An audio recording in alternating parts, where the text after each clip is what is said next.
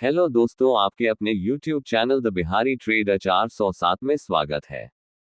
टाटा समूह के स्वामित्व वाली कर्ज से लदी एयर इंडिया लिमिटेड, जिसका औपचारिक रूप से टाटा समूह ने इस साल की शुरुआत में कार्यभार संभाला था, वे कैरियर्स प्राइवेटाइजेशन के बाद पहले प्रमुख विमान ऑर्डर को चिन्हित करते हुए बोइंग कंपनी के साथ 150 737 मैक्स विमानों को खरीदने के लिए एक समझौते पर हस्ताक्षर करने के करीब है।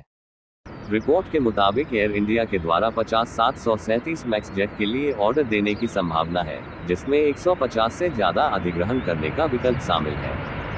फ्यूल एफिशिएंट वाले कुशल विमानों को जोड़ने की योजना से एयरलाइन को अपने घरेलू स्तर और अंतर्राष्ट्रीय बाजार में हिस्सेदारी को बढ़ाने में मदद मिल सकती है।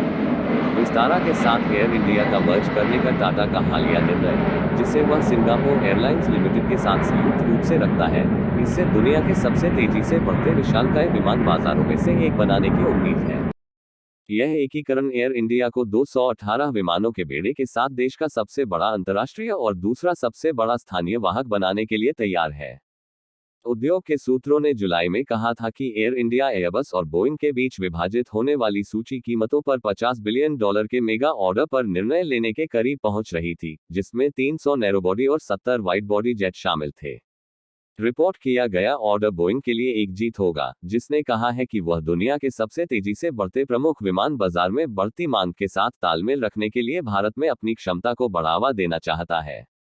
बोइंग का आखिरी मेगा ऑर्डर भारत में 2021 में आया, जब कम लागत वाली एयरलाइन अकासा ने 72 737 मैक्स जेट खरीदने का सौदा किया, जिसकी कीमत लगभग $9 बिलियन थी। भारतीय आकाश में इंडिगो, स्पाइसजेट और एयर एशिया इंडिया सहित कम लागत वाले कैरियर्स का वर्चस्व है, जिनमें से अधिकांश एयरबस संकीर्ण बॉडी विमानों का संचालन करते हैं।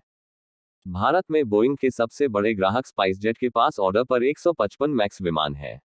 यह सौदा सिंगापुर एयर को $250 मिलियन के निवेश के लिए मर्ज किए गए कैरियर में 25.1% हिस्सेदारी देगा।